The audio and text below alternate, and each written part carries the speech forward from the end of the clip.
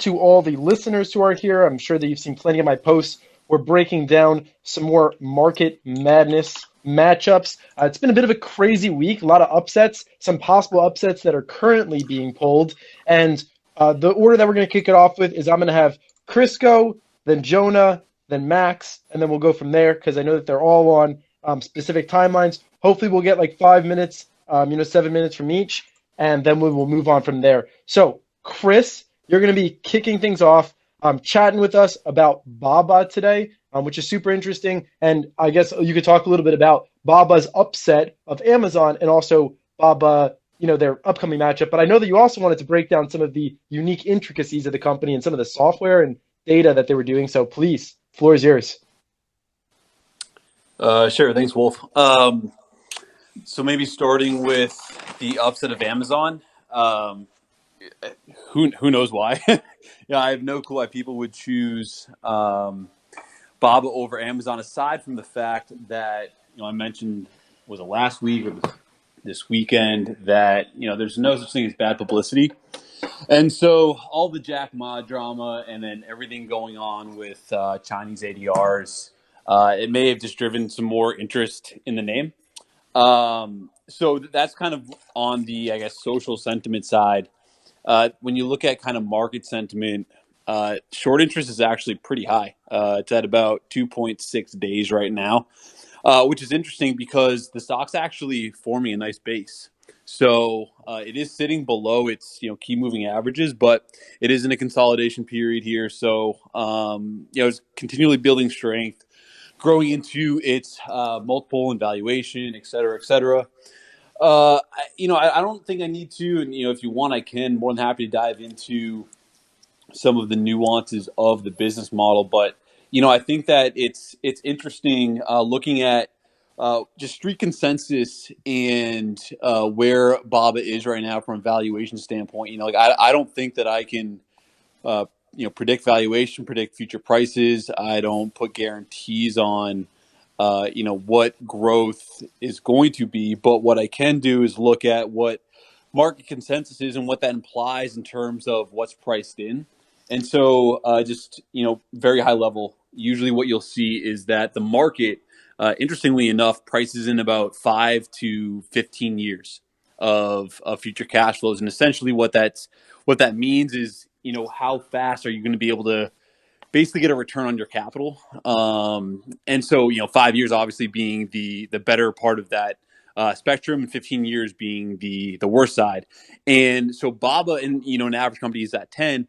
Baba right now, their price implied expectation forecast period is around 8 years. So I'd be pretty comfortable with putting some sort of an allocation behind Baba right here. And then if you look at kind of, if you reverse back out their DCF, right, and you look at what that implies in terms of their growth rate, they'd have to grow at about 20% CAGR top line, and they've been growing at 30-40%. So I think that right now there's actually an interesting phenomenon where you have sentiment, quote unquote, somewhat down in the stock, but it actually gives the stock room to outperform kind of on the backside. And then, if you want to think about and talk about Amazon and what that is to Americans, you can just transpose that over to Baba and just talk about their cloud business, what they're doing, really building out that core infrastructure over there. Plus the fact that, they have all of these different investments throughout the world. They really have kind of a foothold in places where you wouldn't know. So the value of their equity investments, I would actually give it significant value. So when you look at what their pricing currently implies in terms of real options, they basically have to be investing about $100 billion. And I'm not remembering what the balance sheet looks like off the top of my head, but I'm pretty sure their equity investments are in like the $50 billion range or somewhere around there last time I checked. So, I think that there's a lot of things positive from a valuation standpoint that once the market kind of kicks back into, or really finishes digesting all the growth, and we get back into our next leg, whether it be in the second half of this year, whatever it may be, I think Bob is actually, primed for a good run up here. Love that to kick the kick this off. That was a great description of Baba. I also liked how you hit on some of their matchups. Before I do flip it over to Jonah real quick, we just got like 100 listeners while you were talking, Chris. So to all my speakers, thank you so much for being here. Everybody, you should go ahead. This is a great group to follow if you want your news and to really have a curated feed. To the speakers and to all the listeners, there's a little share button if you want to spaces. So you pull your space up, you hit the little share button on the right. Please just go ahead and copy that link, drop it to your followers, just tell them to join. We're going to be going until about 10 p.m. So please just share that so we can build this audience. So Jonah, great to have you on here. We have been seeing your stocks that you're backing, specifically CELH. Wait, yeah, guys, skip over me. I'm Okay. just finishing dinner. No worries. Jonah, enjoy. My leg workout at the gym went a little bit longer than expected, so just do the next person and then come back to me. Get that protein, man. Get that protein. I'd love to hear it. Chicken and rice, baby. That's all I eat. Yes, sir. Yum. That's so if you go check out Jonah's Insta, give him a follow. He's got the gains. Okay, cool. Well, Max, that means that it's your turn. You get to break down Ozone for us. Max, Ozone was so close to losing to Nokia that both of them pulled at 50%, and now it has to go up against GameStop. Talk to me about Ozone, the power of Ozone. You just wrote a fantastic thread about it yesterday. Talk to us about what stood out in the earnings, and give us the pitch as to why it's going to sweep the crowd and win this GME battle. Yes. It was actually a perfect transition from Alibaba and Amazon to Ozone, since we're touching on e-commerce. So yes, yesterday was a pretty exciting day for Ozone. They reported their very first earnings report as a public company, and I was extremely impressed by all the numbers, and I think the company did a great job covering all the areas. The CEO did a great job answering all the questions from the analyst. So I have never been more bullish about this company as after yesterday. Just to go over some of the results that were very impressive. I think last quarter was the very first quarter with a positive operating cash flow, which I was really surprised about, even though at this point profitability is not a number one concern, as CEO pointed out. The company just IPO'd in November, so pretty much all of the proceeds from the IPO, they've been reinvesting in growth. And CEO said that scaling up is our number one priority, but regardless of their goals, and reinvesting capital in fulfillment center, logistics, and infrastructure, they still ended up having a positive cash flow, which I was very impressed about. A couple of things that really stood out to me from earnings is number one is that the company has $1.4 billion in cash and cash equivalents, which should be plenty of capital to follow their ambitious goals and deliver on all the promises, and in the next couple of years probably overtake some of their major competitors when it comes to infrastructure, which is Wildberries, Yandex, and Sberbank, most likely. When it comes to revenues, number one revenue generator, it would be marketplaces, and I think quarter over quarter it was improved by almost 4 times, but if we were comparing year over year, it was almost 8 times. So the amount of buyers and sellers on the marketplaces on Ozone is just keep increasing at a very, very fast pace.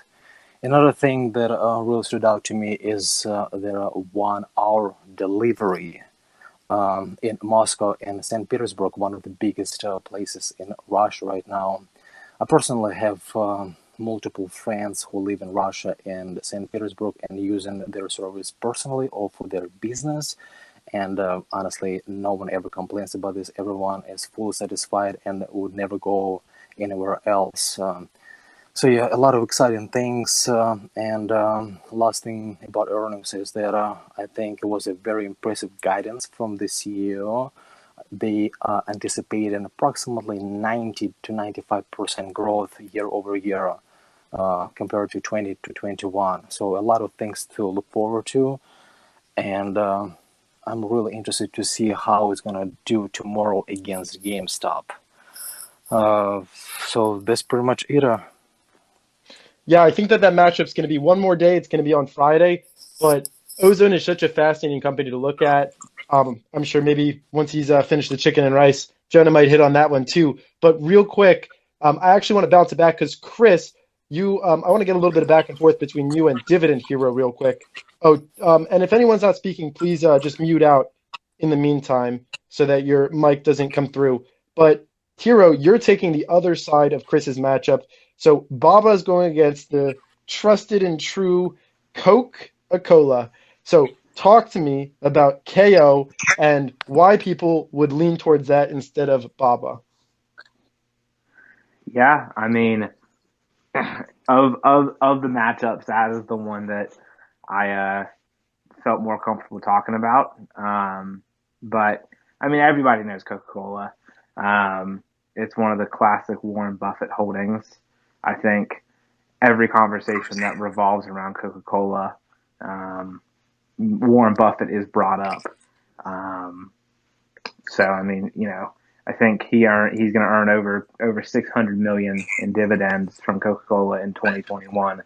So that's they're just your classic dividend stock. They're hovering on that 3% yield.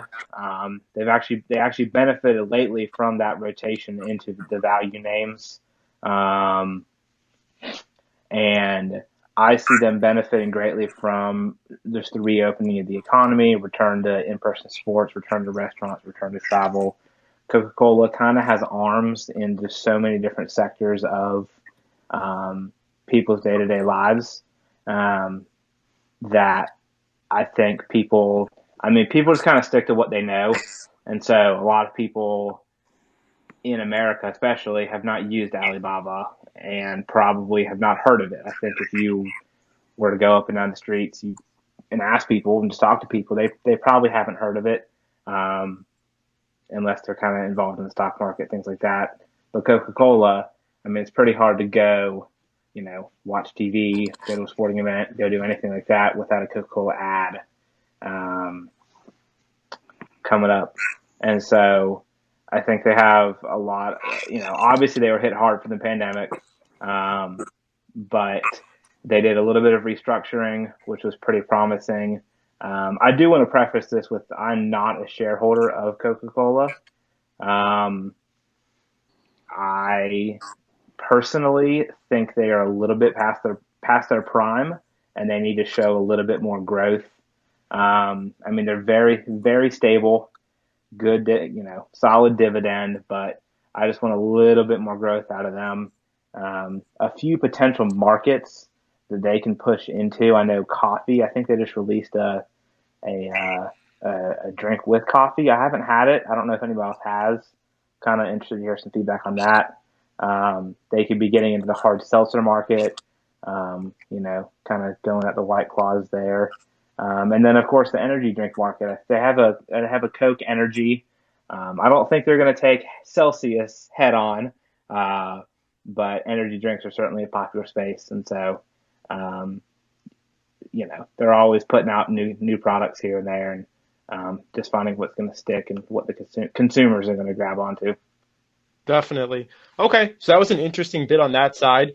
So, Jonah, I believe that you are ready now. Is that correct? Yep, I'm ready to go. Hey, Wolf, really quick. I'm sorry, I gotta go. As much as I would love to stick around with you guys and learn from all of you, I gotta go. So look forward to all of the future events. You guys have a great evening, and I'll talk to you later. No worries, Max. Take care. We'll have you soon. Have a good night. Okay. See ya. All right, so real quick, just for everyone, before we get to Jonah, I just want to remind everyone that if you did fill out a bracket, we have updated the website. So if you go into my bio and you click on the link in my bio, you will be able to see the updated brackets website. If you submitted a bracket, the winning bracket does win $10,000. In addition to, we are sponsored, Wolf Financial sponsored by Seeking Alpha, TradingView, Finimize, and SocialSentiment.io. So those are some of our sponsors and stuff that you can win. So feel free to check out my bio for more information and the link.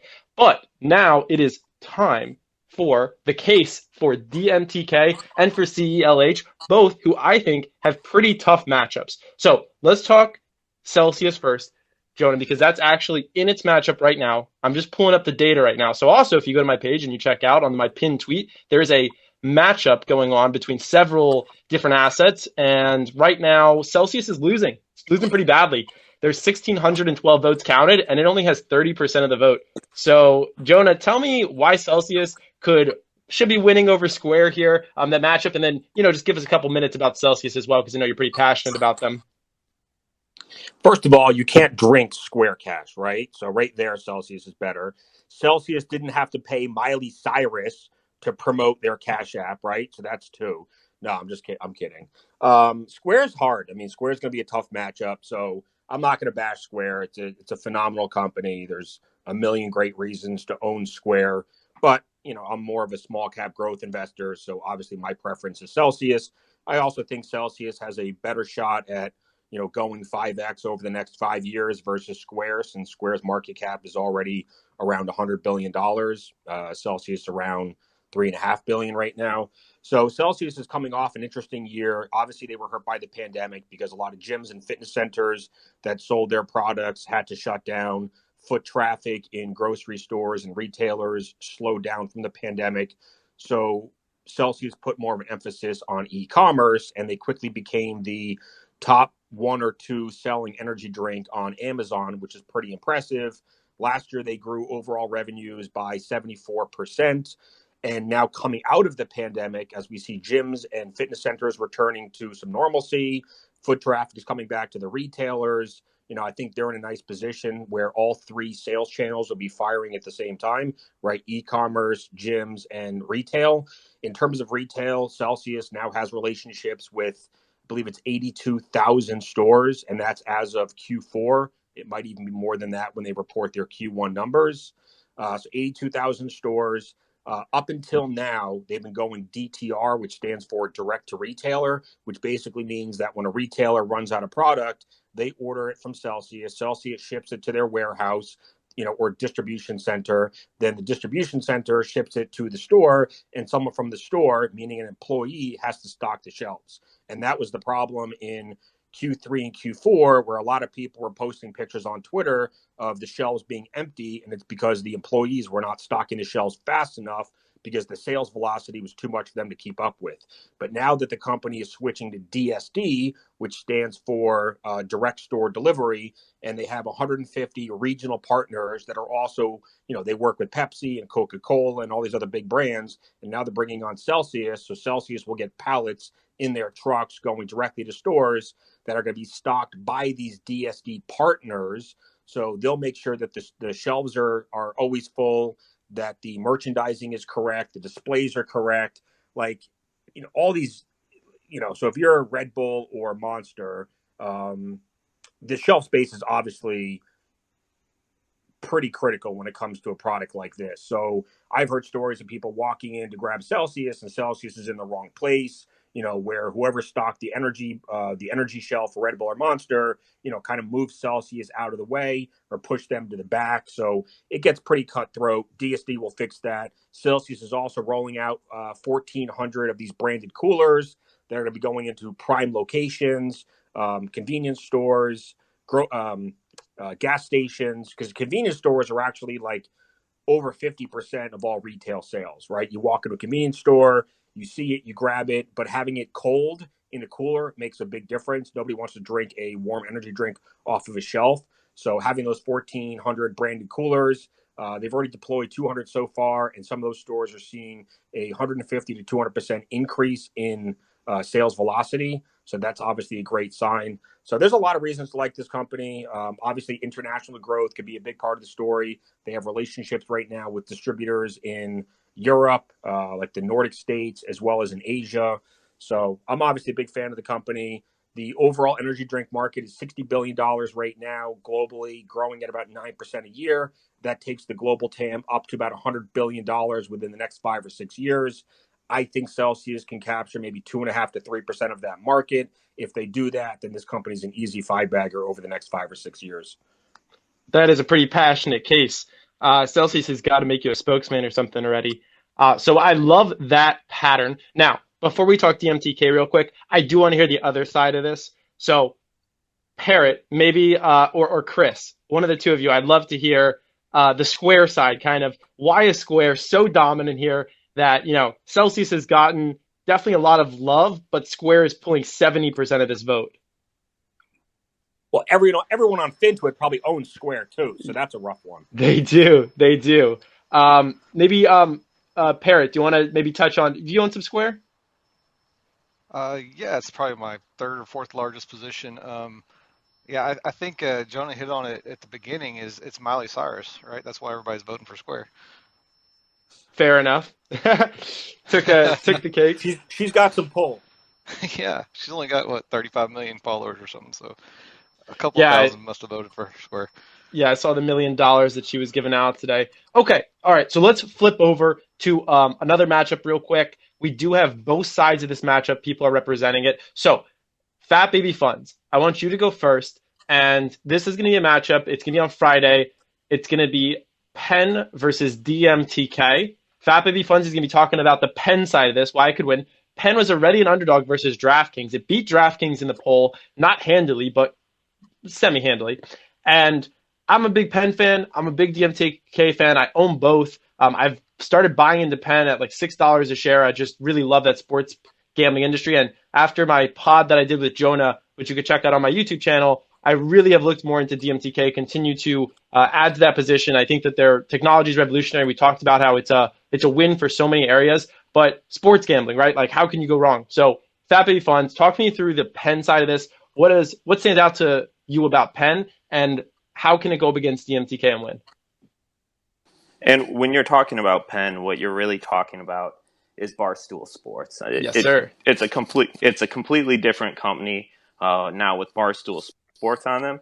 And really what's driving it is just the combination of the mobile, digital, sports betting, everything like that, combined with the influencer that is Dave Portnoy. So when you start to combine those two items together, you can get some pretty powerful effects. And really what I'm talking about here is that Penn drove down their customer acquisition cost for all the digital gaming that they're doing, everything on that end. And they did it with the acquisition of Barstool Sports. So when you're running a dopamine business like gaming is, casinos, gambling, everything like that, generally it's a very profitable business. But because of that, you can spend a lot of money on advertising. You can spend a lot of money pulling in new customers. And that's exactly what Dave Portnoy does. And they don't have to really pay him for it. It just happens naturally within their own business. So it's a crazy powerful combination that they have. And I like to think of this matchup as similar to the matchup that's going on with Celsius right now, where it's Celsius versus Square. We're all joking that they had to pay Miley Cyrus. But when you look at the customer acquisition cost for Square versus their long-term value, less than $5 per user for the sort of mobile banking that Square is offering, that's a crazy good deal on their end. And that they should be paying Miley Cyrus for that. But Penn is even crazier because they don't have to pay Dave Portnoy. And he brings the Barstool Sports. He brings the Barstool Sports army. You can see the power that Barstool Sports brings, even in the Barstool Sports Fund. So it's not only the dopamine-driven gaming, all that kind of stuff. They're doing a little bit of good as well with the Barstool Sports Fund. Penn's been on a crazy run since they really fell during the pandemic. But it's a very interesting stock. It's a lot more expensive than it was then, now being around in the mid-teens in the market cap. But when you have that combination of the dopamine driving the long-term value for customers and Dave Portnoy driving down the customer acquisition cost, it's a powerful combo that I think is interesting for a stock, and I think it will beat Dermatech because of the influence that Dave Portnoy has over even a lot of FinTwit. So that's a fantastic case right there. We got Portnoy, dopamine, everything you could want in a stock that you're trying to have win a poll. Jonah, why can DMTK win this matchup? It beat its first matchup, I think, pretty easily against Mohawk. I know that you didn't stay too far into that matchup because you were kind of rooting for both sides. But now you're probably rooting for a clear side here. So how's DMTK stand up here? So Penn is getting you to spend your life savings, right, on sports betting. DermTech is saving lives. Big difference. So let me throw out some stats for you. Skin cancer is the number one cancer in the U.S. Every single day in the U.S., over 9,000 people get diagnosed with skin cancer. It's a crazy number. 9,000 people a day get diagnosed with skin cancer in the U.S. Melanoma is the most deadly of the skin cancers. Up until now, DermTech has created a smart patch, which is basically a genomics patch, non-invasive, non-painful, that you or your dermatologist or primary care physician can use. Right? They come in these pouches. Each pouch has 4 patches. You apply the patch to a mole. You rub it on there. You pull the patch off. You put it back in the pouch. You send it back to DermTech's lab. And within a few days, they basically provide you the results and let you know if there's anything, going on at a DNA level that you should be concerned about. So very, very disruptive. DermTech's going to save a lot of lives. This is a small company. We're talking a market cap of under 1.5 billion. Revenues last year were small, 6 million. I believe they'll probably triple those revenues this year based on their Q4 volume processing. They should do somewhere around 18 million this year. So we're talking 3x growth, and that's just the beginning. I mean, this is the kind of company that could, I still think they could be a 10-bagger over the next 5 years. If you look at Exact Sciences, and what that chart has done or what that stock has done over the last 5 or 6 years, I think DermTech has a chance to replicate that. But right now their current product, which is called PLA, pigmented lesion assay, is just one product. They're getting ready to launch PLA Plus, which is even more accurate. And then later this year, they'll be launching Luminate, which is more of a DTC. Well, they're not saying it's DTC yet. They think they want to stick with the dermatologists. But either way, it's going to be for individuals to get a third-party analysis of their skin and how much UV damage they've experienced. That could be a massive market because there's obviously some correlation between UV damage and skin cancer. So the earlier that people detect skin cancer, the more treatable it is, and the higher what's the right word? Chance of not dying. That's your survival rate. So with melanoma, early detection, the 5-year survival rate is 99%. So obviously the goal with DermTech is to catch skin cancer as early as possible. Luminate, is a perfect product because they'll be able to diagnose how much UV damage you have. And then obviously the more damage you have, the more likely you are to develop skin cancer later on in life. So, and then there's other products in the pipeline for other forms of skin cancer. There's 2 other forms of skin cancer. DermTech's goal is to develop patches for both of those. And then they're also working with some large companies like L'Oreal and Johnson & Johnson because they're building an entire genomic skin data platform where pharma companies, biotech companies, other genomics companies can basically license or use that data to develop drugs on their own. So as DermTech is able to compile all this data, they'll have many, many ways to, generate revenue off of that data. So I think there's just a lot of ways that DermTech's going to win. It fits into my investment thesis or strategy, which is, small cap companies growing at exponential rates, very disruptive, huge TAMs, right? Total addressable market, and companies that I believe can be 5-baggers over the next 5 years. DermTech's my 3rd largest position, my personal account.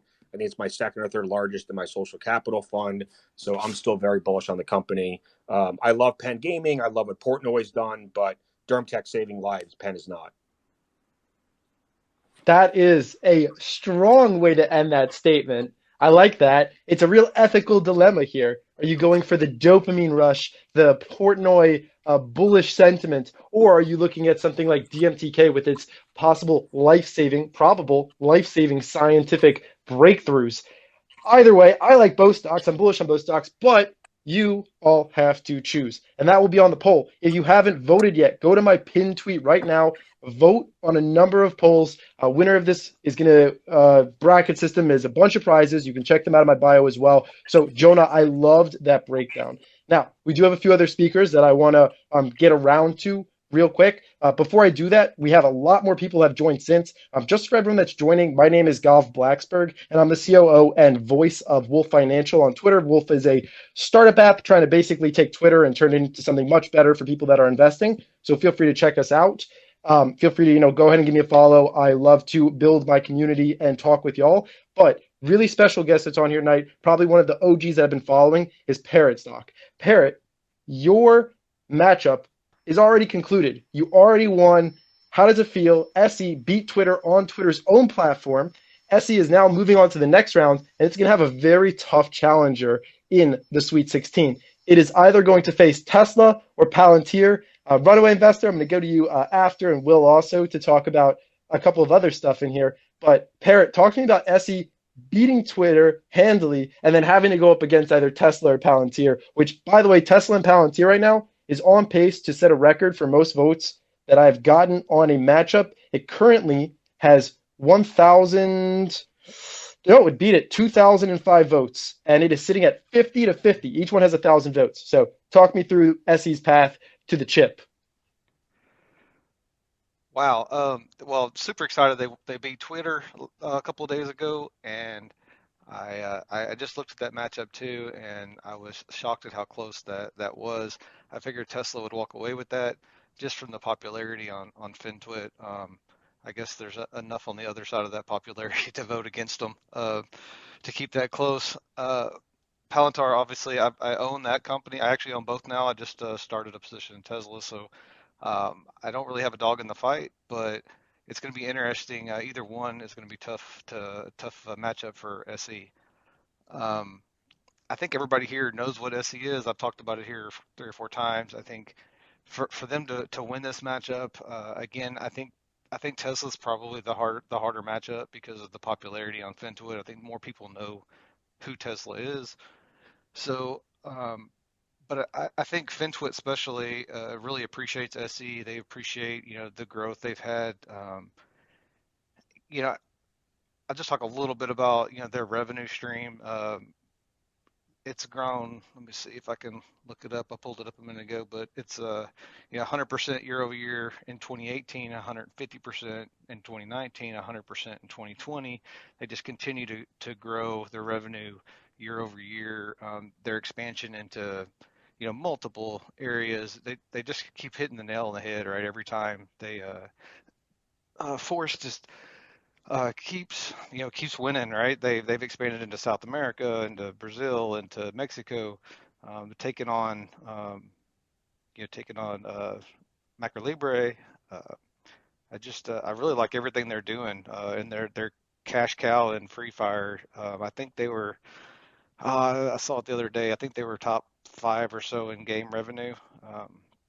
So. Yeah, I think that's the way they're going to win, though. They're just going to have to. We're going to have to get out the vote.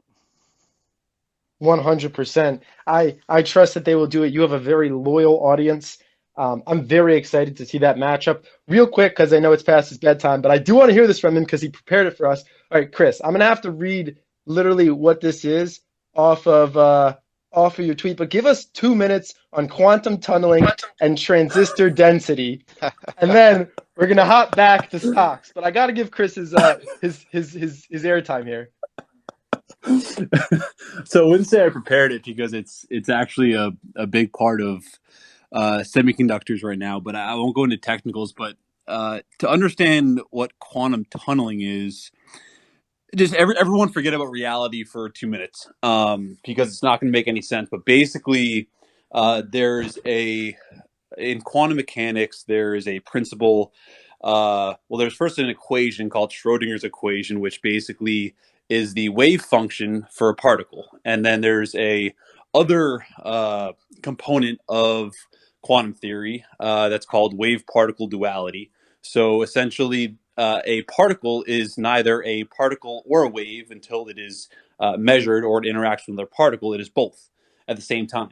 So if you think about a wave function, it can actually pass through if a electron or particle barrier is thin enough. Part of that wave function can pass through that barrier, So you can have, you can basically have something on two sides of a barrier, or even on a whole other side of the barrier at once, without even physically going over it or through it or past it. Why this is important? So when it comes to just talk about like gate lengths, right? For semiconductors, they cannot make the gate oxide too thin, which is I think it's about like 6.5 nanometers.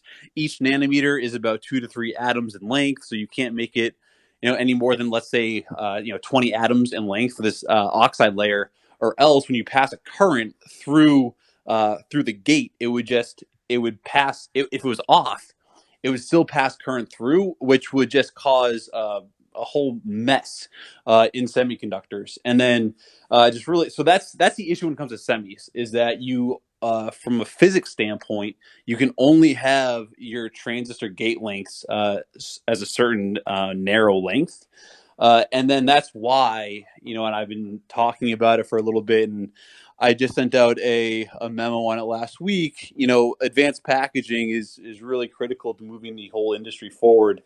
And if you want to do some more reading on quantum theory, quantum mechanics, and actually its effect on, let's just call it nature, biology, photosynthesis, so the way that life it was created and is sustained, is all because of quantum mechanics. And then also, if you think about just tadpoles and frogs, that's also all a result of just pure quantum mechanics. So yeah, I just found it interesting that there's a direct relationship between quantum theory, which describes the miniature world and what Einstein was wrong about, and semiconductors, which is really the fabric of our advanced civilization. Love that breakdown. Gave it to us very quick. I hope everyone, just like me, forgot about reality. We don't have to remember it. We're just sitting in Twitter Spaces vibing. So thank you, Chris, for that breakdown. I've had two very patient speakers, so I'm going to get to them in just a second.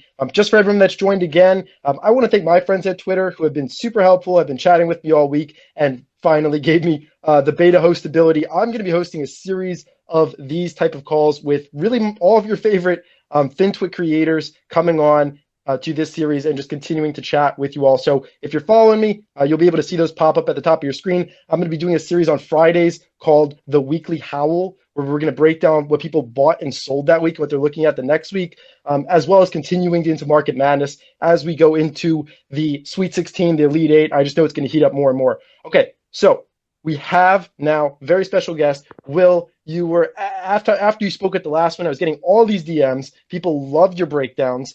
We spoke last time about this matchup. Maybe you could speak a little bit more. So your remaining candidate here is Nerd. Nerd is going up against, I believe right now it's in a battle on my pin tweet against Silver. So the Silver crowd, I'm not going to lie, they're a little bit tough. They come back. Nerd was actually winning it at 60, 70% about 4 hours ago. There's 1,130 votes on that poll, and Silver's now winning with 52% of the vote. So talk to me about Nerd a little bit more. Maybe explain to the crowd what Nerd is. Fantastic stock, and why it should be beating Silver here. Well, for the first reason it should be beating Silver is because I don't see anyone from iShares on this Twitter Spaces representing their firm. So that's like number one right there. So please go ahead and vote for Nerd. Before I dive in, let me just say, Chris, that was like mind-blowing stuff. The only thing that I kind of knew what you were talking about was photosynthesis, which I think was something they taught us in like 5th or 6th grade. But that was really cool, and just speaks to how cool Twitter Spaces is. So our Nerd ETF, and it is an ETF, I think that's important to note versus some of the other names that people have discussed, which are single stocks, is really designed to provide broad-based exposure to the video game and esports industry. Right now, we're at about 110 million in assets under management, charging a 50 basis point expense ratio. On last week's call, I kind of articulated a little bit of kind of what I see as the bull case for the sector, just to kind of rehash for anyone that wasn't on that call. Two kind of really high level drivers that I see being really interesting. The first is the growth in mobile gaming. and what smartphone penetration rates increasing in emerging markets has meant for kind of the democratization of gaming. More people than ever before on hardware that's been improved over the past several years are able to play, increasingly AAA quality titles on their smartphones, whether it's, an iPhone 6 running PUBG or Fortnite. And that was one, kind of emerging markets being a really exciting part of it. And the second thing I really touched on was a shift in the business model that we've seen for gaming companies. When I was growing up, the whole idea was you'd buy a game and play it through, and kind of all of the content that you received was what was pre-programmed onto the disc or onto the cartridge. Obviously, with online gaming being very prevalent and the ability for game content and game IP to be delivered via the internet, that's totally shifted the way that these companies can monetize. And to take that a step further, really that's meant kind of this, what we like to call this model of games as a service, whereby free-to-play games have become extremely popular. Free Fire was mentioned earlier, and in-game monetization where content, whether it's downloading a new skin or downloading a new map, is a way that games can be monetized. That said, a few more. So I came much more prepared this time. So a few more points that I'd make, because I got to win this vote against iShares and SLV. What a boring ETF that is, just going long silver. So the first I would kind of point out is the growth that we're seeing, not in the number of people playing games, but the number of people watching games. And I think this is really important because, in a lot of ways, gaming and esports are kind of challenging the world of traditional sports as much as they are other forms and media within the entertainment space. So when we look at esports viewership, there are roughly around 400 million people globally that are consumers of esports as viewers. That we expect that to grow to over 600 to 700 million over the next 5 years. To date, a lot of that growth has come from Korea and China. In particular, in Korea, esports as kind of a national pastime has been in place since internet cafes kind of took off there in the early part of the 2000s. We're seeing now esports kind of become more and more popular in the EU. North America, I would say, is probably lagging in terms of mainstream acceptance. That being said, when you kind of broaden it a little bit in terms of your scope and look at game live streaming more broadly, and what I mean by that is not just focusing on high level professional play, whether it's the Overwatch League or LCS, but talking about streaming in terms of watching content creators, watching streamers, this concept of social gaming. When you broaden it out to that level, you're looking at around 700 million people globally that are consuming that type of content. That doesn't even include video on demand, which YouTube has kind of carved out a niche there as the largest video on demand platform for games, where gaming is arguably, if not the most popular category on that platform, one of them. But there you're looking at, once I touched on the data points, and when you look at which holdings within our ETF, that's this kind of trend of watching people play stands to benefit. You have Huya and Douyu, which are Chinese game streaming platforms, kind of like if you think about what Twitch is in the US. Remember, Twitch, alongside a lot of these other large US tech platforms, is banned in China. So as a result, they kind of have their own internal copycats. Another I'd highlight is Bilibili. Bilibili has made a pretty strong push into esports over the past few years. They signed a pretty big deal for the exclusive rights to the League of Legends Worlds in China. I think it was some crazy deal, like 3 years, 113 million. By the way, that's not my notes. That's off the top of my head. So if I'm wrong, don't quote me on that. But I think speaks to kind of the prevalence of esports. And now we're talking about media rights that are reaching the level of that of traditional sports. Another name I'd throw out there is Africa TV, which is listed in Korea and has really built out a presence within StarCraft streaming. So important to note, our ETF is invested globally. I just mentioned names that are listed in the US, Hong Kong, and Korea, respectively, right there. Next thing, and tell me if I'm going too long, Wolf. Next thing I highlight is, should come as no surprise, but 2020 was really a record year for game companies in terms of growth due to the pandemic, which is great. in the sense that,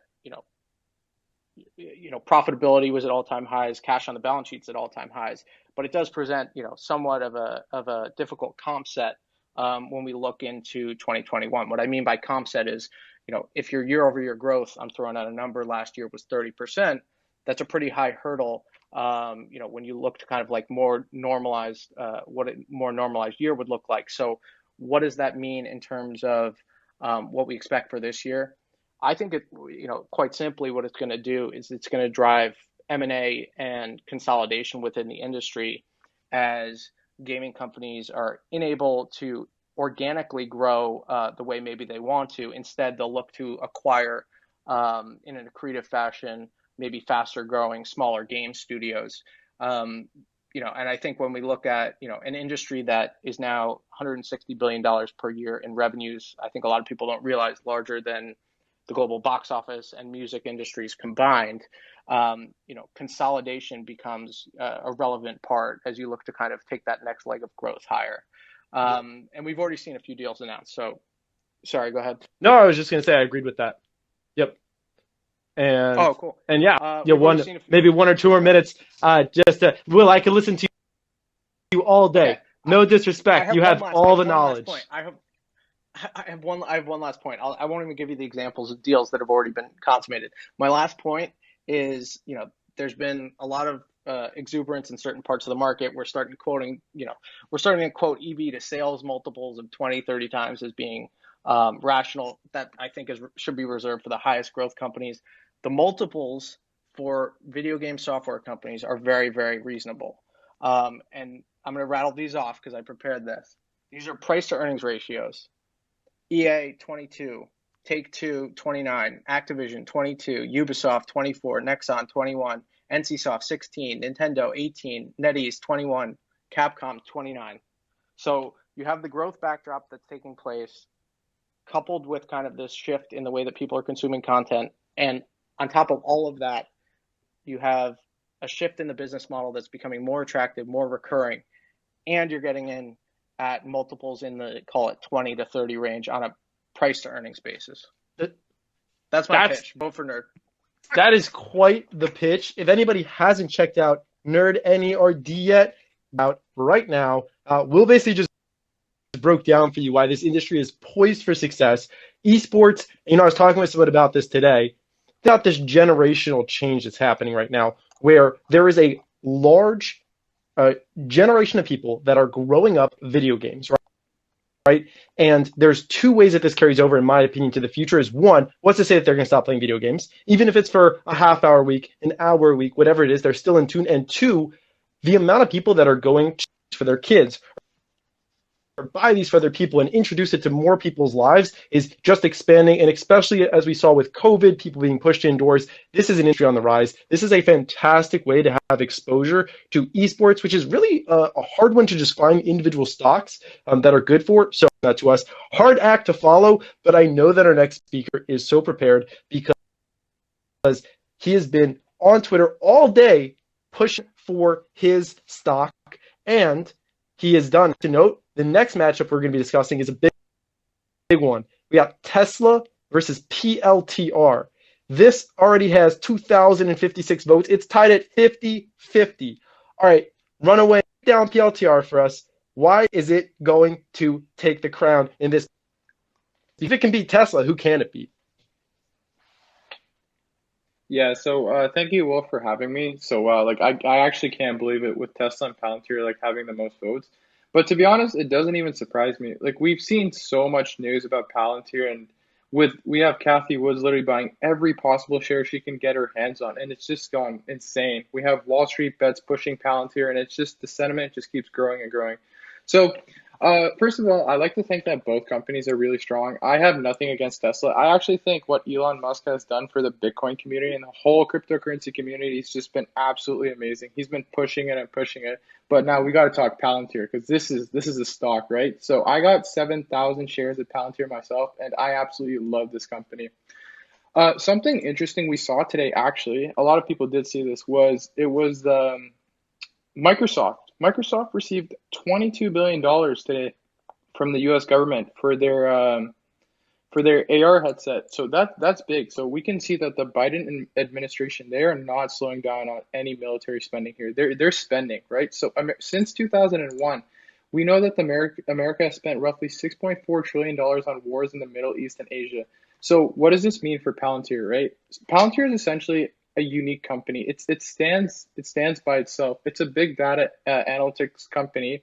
It started back in 2003, and it was essentially a response to the rise in global terrorism. So we saw 9/11 just shortly before that. And essentially, Palantir came to life in order to help protect America. So if we look at its management, right, we could take a look at Peter Thiel. A lot of people know Peter Thiel. He's one of the most notorious investors, right? We saw Peter Thiel invest, I think, 2004. He put $500,000 into Facebook, and it turned into like $1 billion. It's just like beyond my imagination, right? So for somebody to just have like strong hands like this, it just blows me away. Like I was invested in cryptocurrency, and I started my investment back in November. I put 3% of my entire net worth into cryptocurrencies just as a gamble, but I put 3%. I wasn't going crazy. And that 3% turned into 25% of my net worth. And I thought I was doing great. But when you take a look at Peter Thiel and then you see his like investments, you think for a second, right? So essentially Peter Thiel, he argues, right, that you don't want to attack the biggest market available because that's where the most competition is. Rather, you should attack a small market where you can build a monopoly and then expand from there. Essentially, Palantir started as a government contractor and then dominated the government market. When you build an effective monopoly, then you essentially once you build an effective monopoly, then you're going to expand into that commercial market, in which Palantir is doing. The company has developed their product and their sales team is growing sharply, right? We saw Palantir, actually, some insane facts about Palantir. They had 47% revenue increase from 2019 to do a total of $1.1 billion. That was great, right? We saw that the government contract grew by 70%, but the strongest thing we saw about Palantir was their new introduction into their commercial unit. We saw their commercial unit grow by 101%. So some of the biggest companies in the world, they're starting to use Palantir. But we saw, I'm pretty sure it was, we saw IBM partner up. Apparently, we got rumors of Facebook and Amazon, all these deals with Amazon. We saw Amazon partner up with Palantir, right? So these big companies, what do they want from Palantir, right? Palantir is essentially unlocking their data. So I like this example, actually. So I myself, I studied mechanical engineering, so I'm really into aviation.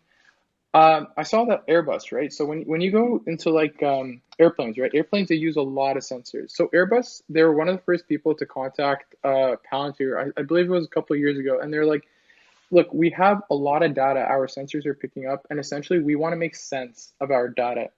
So Palantir is solving an issue companies don't even know that they have. They're unlocking their ability to make more money down the line in the future. They're telling them like, look, this is what your data means. This is how you can use your data to make money. And most importantly, how you can use your data in order to save lives, right? So if Airbus is able to know that there's any issues going on with their engines and stuff like this ahead of time, they're essentially seeing into the future and they're preventing themselves from any legal actions that may come. So essentially, Palantir, it's a strong growth story here. We saw 50% revenue growth over the last year. They keep signing government contracts and commercial contracts. We just saw them enter the commercial sector. This is huge, right? So them being in business for 17 years, essentially working with the U.S. government and just strengthening the army side of it. That's good because America, they need to be strong, right? So especially we have like, if anything happens with America, they need to be prepared. America is not slowing down with their investments into military here. So I think Palantir, it's just they've been in business for 17 years. A lot of people they think that Palantir, they just came onto the stock market there. And this is something I really didn't like. We saw a lot of negative stigma, like a lot of negative talk about Palantir, especially coming from the banks, right? So essentially, Palantir was a direct public offering, and it's like if Palantir, if they would have IPO'd, we know that the stock price would have 100% higher, right? Because the banks, they get a fat cut out of this. So for Palantir going direct instead of IPO, the banks probably weren't happy because they weren't able to get a share out of this. And like you could just tell, like we were getting hammered, right? While the stock price was going up, it was all this negative talk that was going on.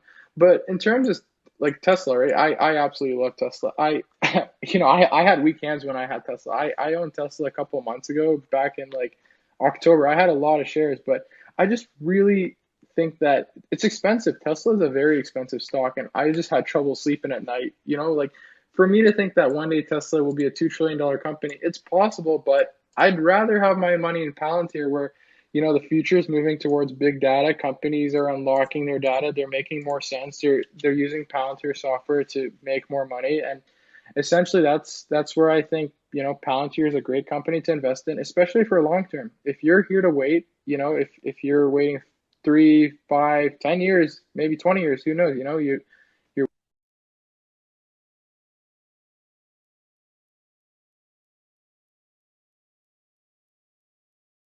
20 years, who knows? You're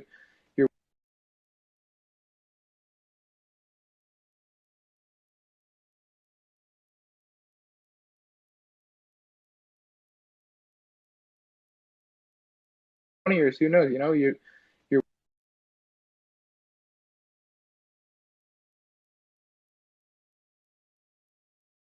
20 years, who knows? You're 20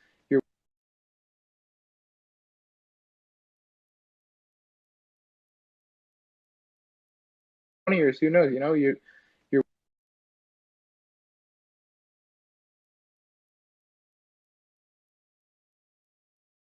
20 years, who knows? You're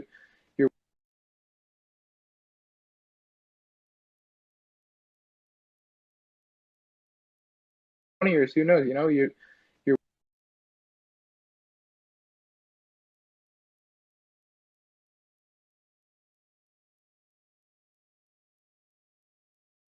20 years, who knows? You're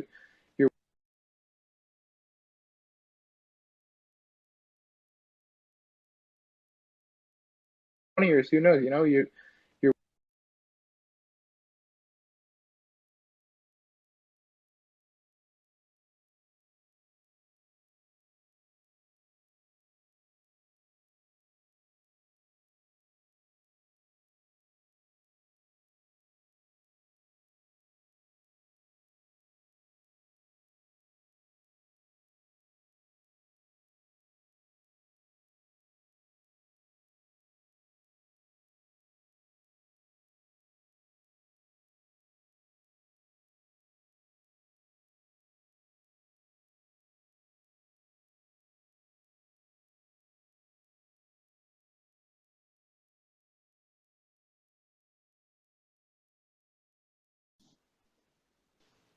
Hello, welcome back.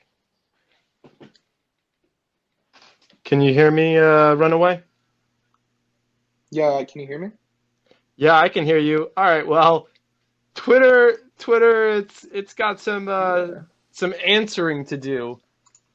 Yeah, like honestly, I don't own any Twitter shares, so that's not an issue for me. But I don't, yeah, I'd look into liquidating. But Yeah, apologies to everybody. Twitter just decided to just completely crash, and it looked like I was in two rooms for a second, but let's just give it everybody just come in. Let's get up to like 50 listeners again. So let's just share this link out.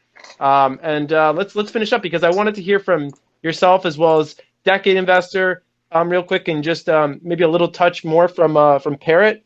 So I did want to hear a few more items. So let's I guess not stop. We're already at 49. So if my speakers and any of my listeners, which would be fantastic. Oh, I see Business Famous is here. Feel free to join us as a speaker if you like. Can just share out this new link. That would be fantastic. And hopefully we can get some people onto this new link.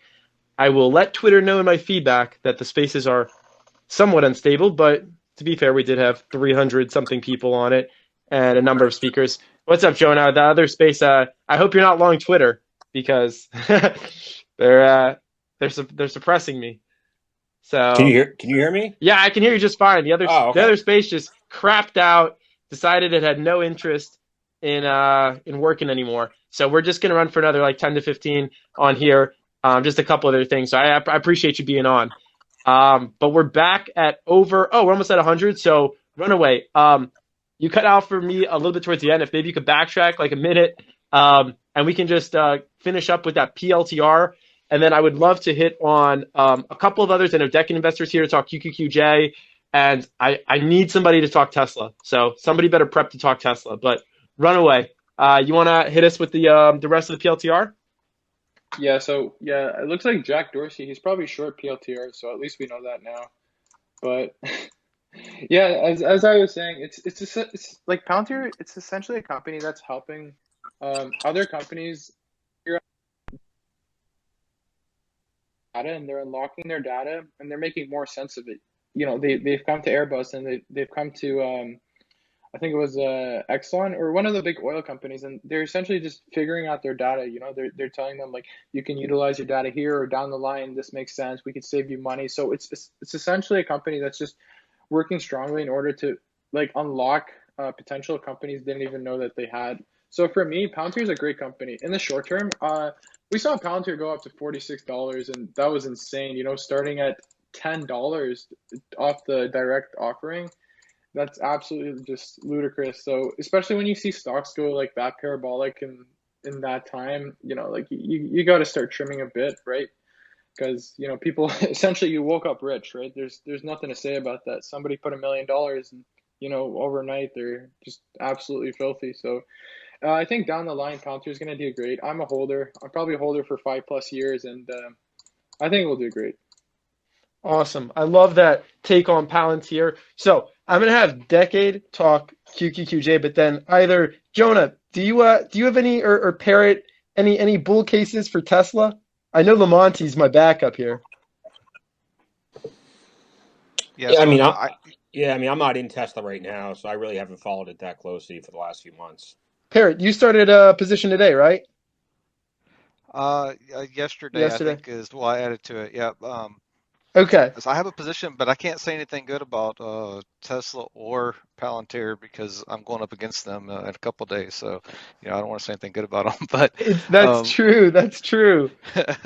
Fair enough. But I will say that I did get lucky and got into Palantir at 950. So, but as you mentioned, their runaway, I think I trimmed it.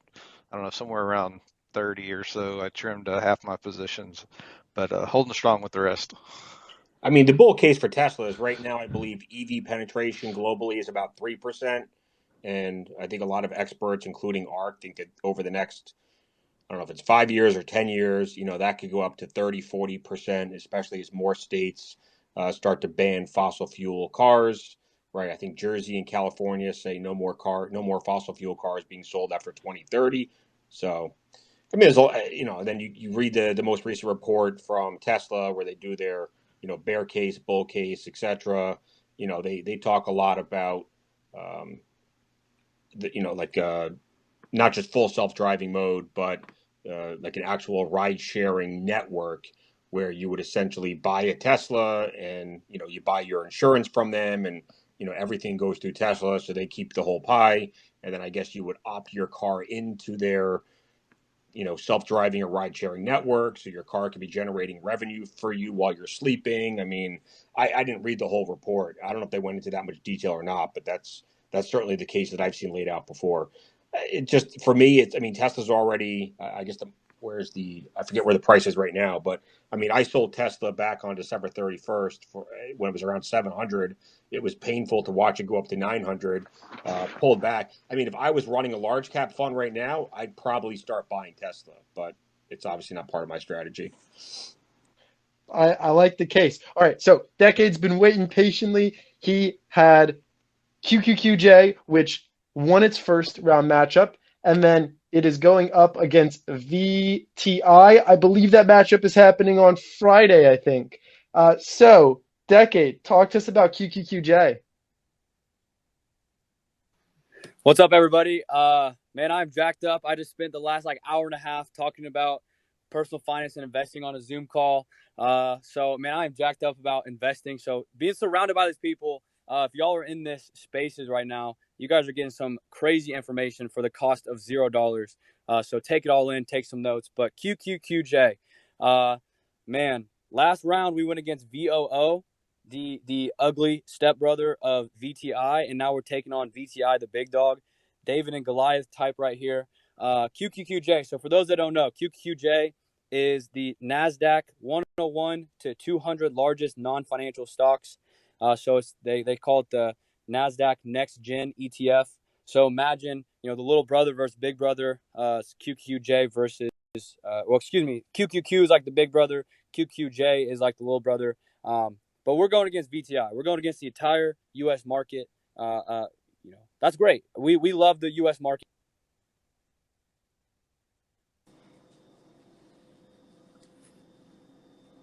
Cut out for a second for me there. The index fund equivalent. But QQJ things in life, right? QQJ is a little bit more risk. It's mid cap. It's not the large cap funds, mid cap.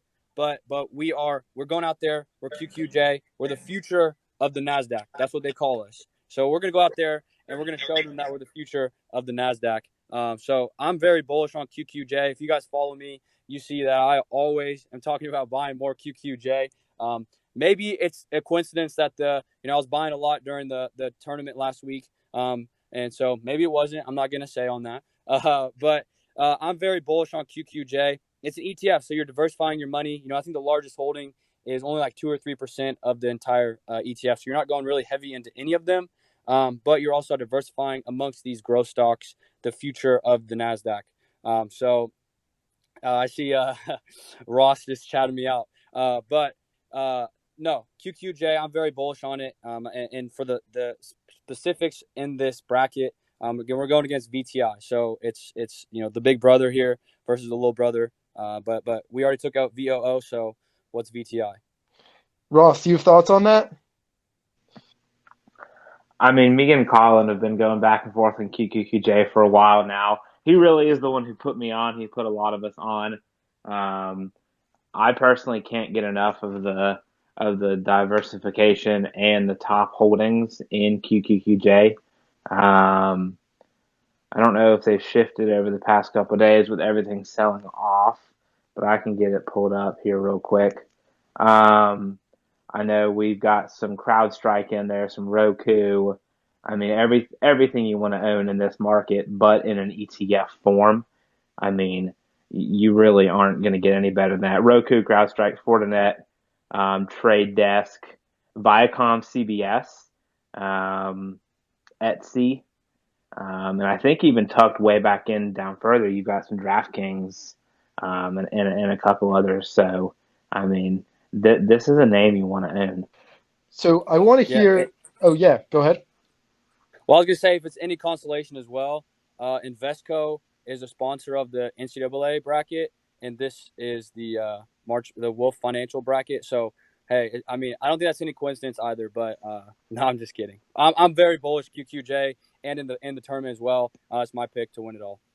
Can't wait till Invesco sponsors my bracket.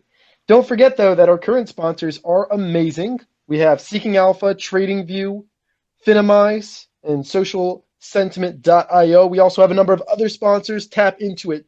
Chris Camillo from Dumb Money and Vermont Capital Partners. Vermont Capital Partners, by the way, super interesting for anyone who wants to check it out. Diversity like you've never seen before. We all talk about diversifying your portfolio with QQQJ and all these others. Well, Vermont Capital Partners is actually a hedge fund that invests by sports betting your money. They've actually built an algorithm, and they sports bet worldwide, hundreds of trades a day, and they returned 24% last year with 0% correlation to the stock market. Now, we just talked about a bunch of ETFs. We talked about VOO a little bit, QQQJ, VTI. Jonah, you're in a whole different world. What are your thoughts on some of these ETFs?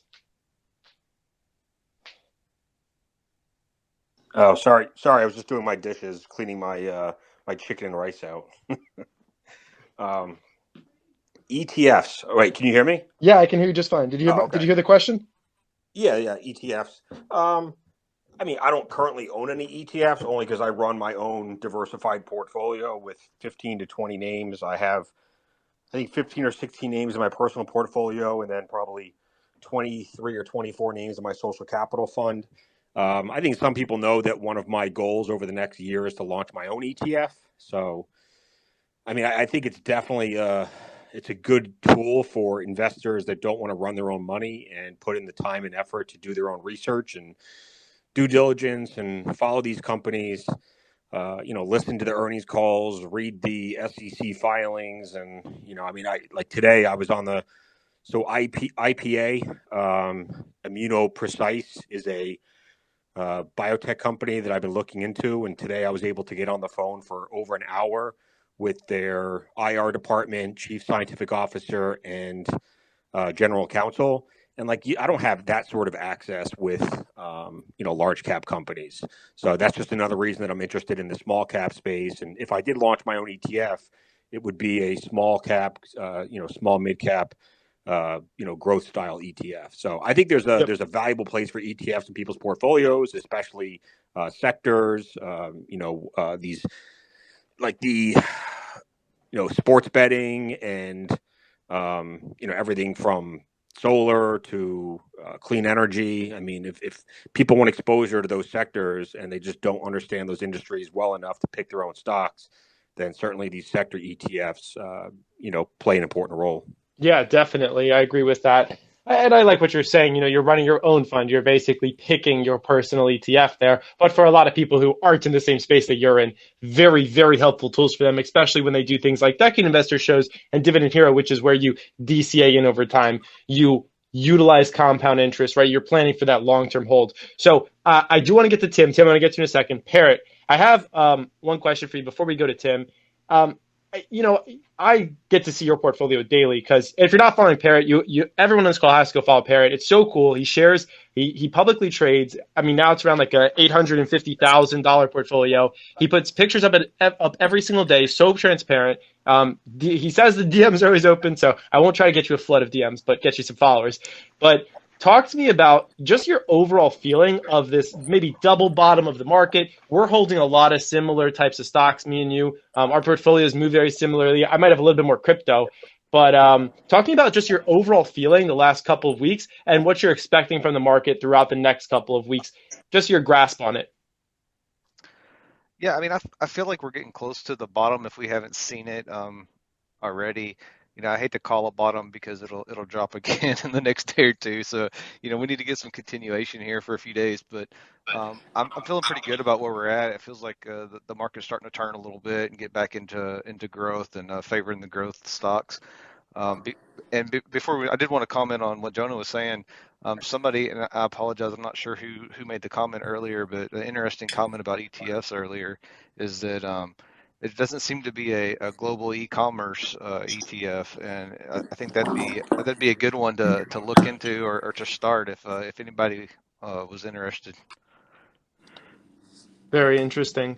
Yeah, I definitely see that as well. I know that those are huge areas for you. Okay, Tim has been probably one of my favorite parts of Market Madness. So I don't think anyone else has done this besides Tim, but Tim went and he took matchups. And then he took his favorite in that matchup, and then he made whole threads on different matchups. So he's done two awesome threads. You did one on GM very recently and a second one as well. So, Tim, I know that both of the ones you've backed have lost, unfortunately. They didn't make it through. But talk to me about GM as well as I believe maybe you did Twitter for the other or a different one. It's escaping me. Talk to us about those threads you put together and your thoughts on them and why they should have gone farther in this tournament. Yeah, I think I was just, probably at the mercy of, the social sentiment with C Limited. I think, they're a fantastic company, and obviously Twitter had faced some very tough competition there. I absolutely love Twitter. I'm a fairly new believer in business from an investment perspective.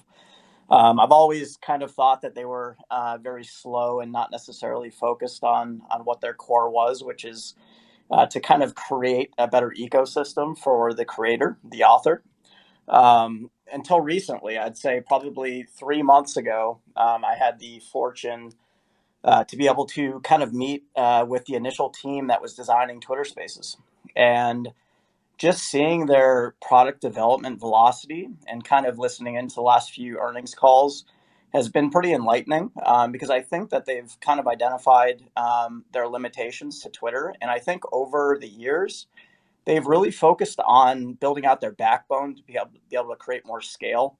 So if you listen to Jack recently, he's talking about really trying to have three pillars for Twitter, which is, interest, topics, and the integrity, health of the platform. And so they've always had this communication layer that's been a pretty wide moat.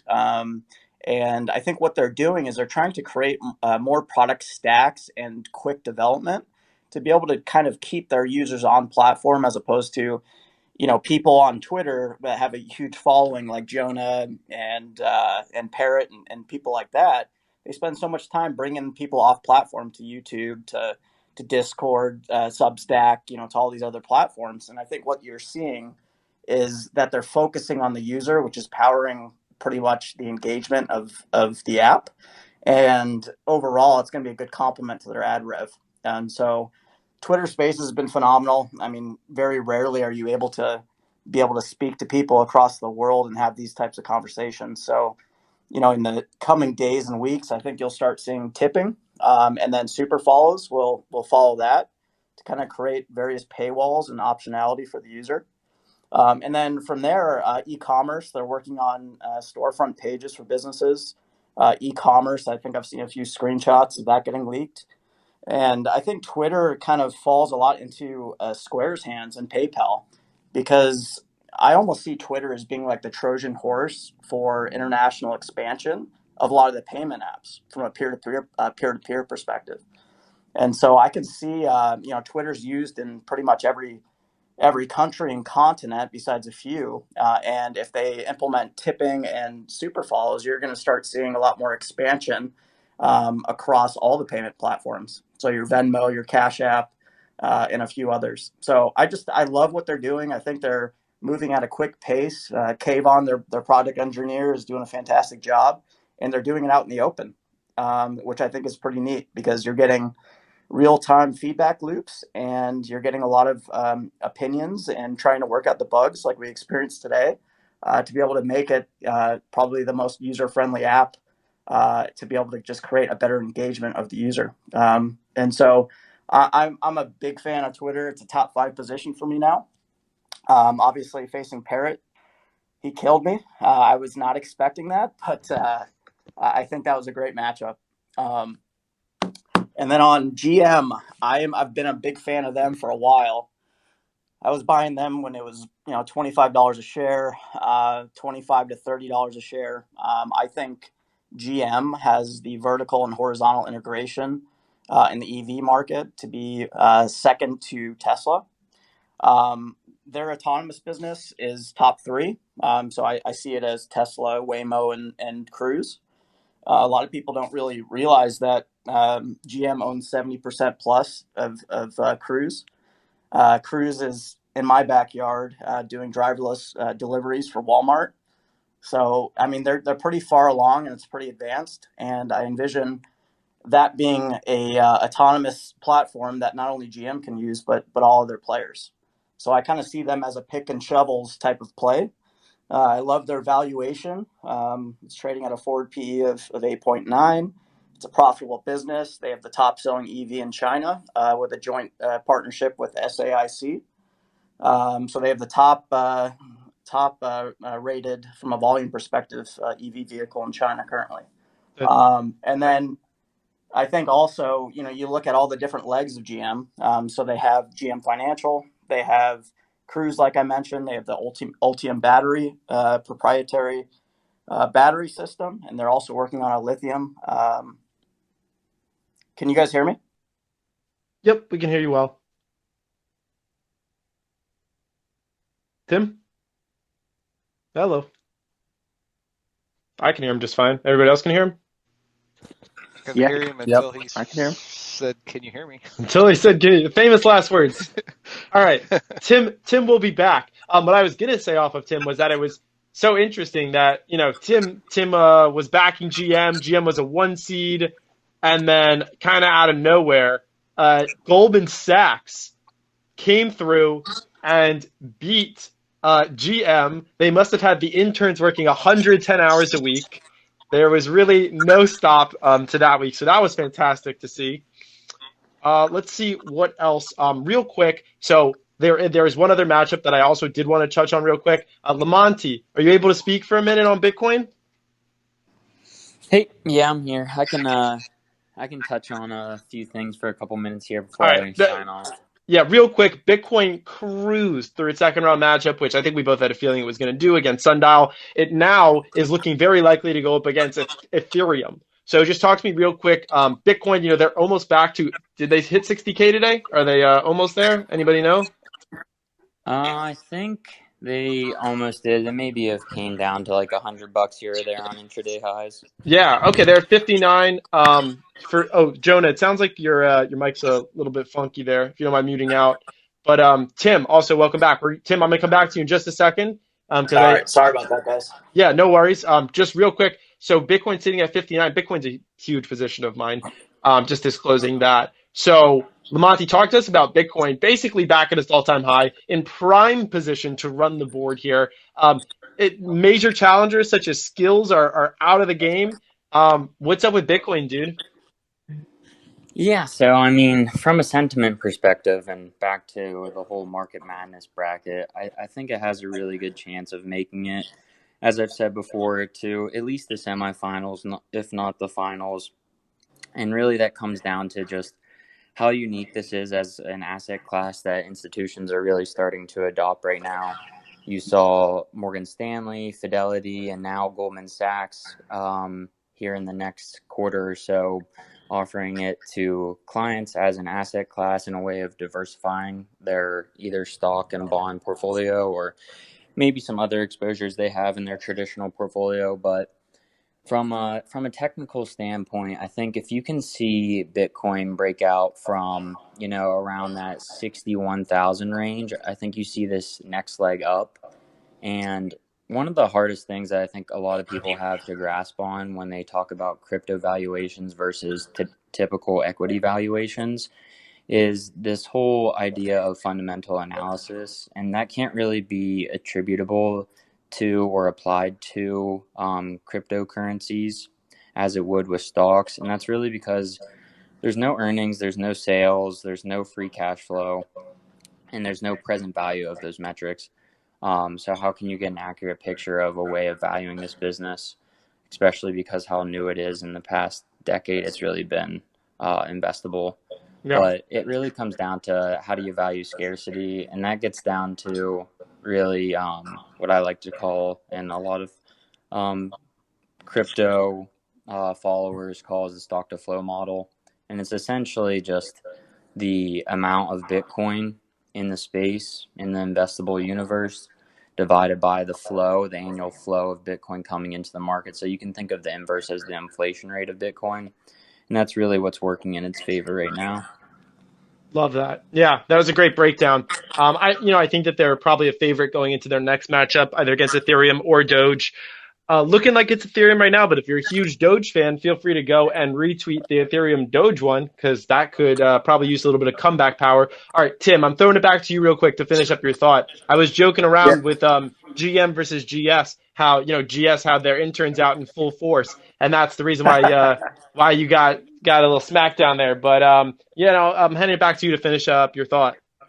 Yeah, I'll be quick. I don't know where I left off, but I apologize for that. But yeah, so I think GM Cruise, the autonomous, is way ahead of everybody else. It's them, Waymo, and Tesla. To kind of give you guys some data and kind of relative information between, say, a Nissan, BMW, Mercedes, and Waymo and Cruise. There's a disengagement report that I'll tweet out that was pretty interesting that showed that Cruise can drive roughly 28,000 miles without a human disengagement to their autonomous vehicle. So, I mean, that's compared to less than 500 for, say, Nissan, Apple, BMW, Mercedes, Didi, Nuro, and other companies like that are in the space. So it's a huge. They're Waymo, Tesla, and Cruise are way ahead. And I think overall they've made the statement to change all of their vehicles to EV by 2025. So they've made the goal to go completely EV, and I just think I love their legacy brands. So Cadillac Lyriq's coming out in 2022, which is a pretty good-looking vehicle, SUV, selling for roughly $60,000, a decent price point. The Hummer sold out already. That's a pretty neat vehicle as well. But I just love their integration. They have OnStar. They've got GMC. They've got Cadillac, obviously. So you'll probably see an Escalade and other vehicles convert to EV here soon. So I just love the company. I love the valuation. Kind of love the direction that they're headed. And I think, you see a lot of the SPAC community kind of, they love, Fiskars and things of that nature that don't really have the integration. They just really like the design and price point. I love Tesla. I love NIO. I love GM. I like Volkswagen. I think that space, I think Jonah had mentioned, is going to grow at 20 to 40% compound annual growth rate for the next 5 to 8 years. So I just think overall, I think the people that know how to mass manufacture are going to win out. And then eventually they're going to be the OEM for a lot of these smaller new tech EV companies that are going to be coming out as well. So they're going to be taking advantage of their ability to be able to acquire or partner a lot of these companies that are going to come aboard, hopefully with better success than, say, Nikola. Totally agree. Great takes on them. Everyone should go definitely and check out the threads that Tim wrote. If you just like seeing threads in general that are really informational, just give you a great understanding of the stock, you should go give Tim a follow. These spaces have been transformative. I think I got 1,000 followers this week. And obviously I just got the ability to beta host yesterday. So I'm going to be running more of these, but really just fantastic and straightforward information from Tim. So thank you. Jonah, real quick question for you. Have you looked over SKLZ at all, Skills? A little bit. So I'm just not interested in it yet. I don't know. Every time I look at it, I start reading some reports from people that know the stock better than me, and they just point out the low quality of games, the churn. I mean, I don't want to. I'm just not an expert in the company, but there's enough to kind of scare me away for now. And I love all the other stocks that I own, and I don't have any cash in my account. So for me to add any new name right now, it would mean trimming my current positions. And there's just no way that I like Skills more than any of my current positions. totally understand. And also, if anyone wants to see Jonah's current positions, they are his pinned tweet. Tim, do you mind muting, please?